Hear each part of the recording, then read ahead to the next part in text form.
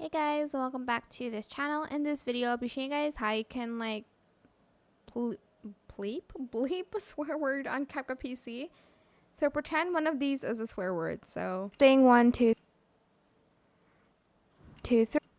So for instance, 2 is the swear word. We're going to crop it like so here. And we're going to make it like so that you can't really hear it. Go to audio, go to sound effects, and type in beep. I already did that. And you're just going to add that on your audio here. Just trim it to the size here. And fade it out a little bit. And this is what it should sound like at the end. Testing 1, 2, 3. Okay, maybe actually make this so you can't hear it. And make this a little bit louder.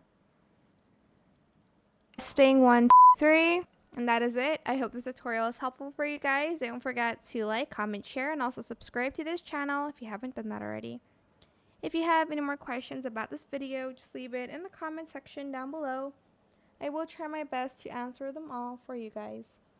And if you found this video helpful, please click the thanks button as well. That is it. Thank you so much for watching. Bye!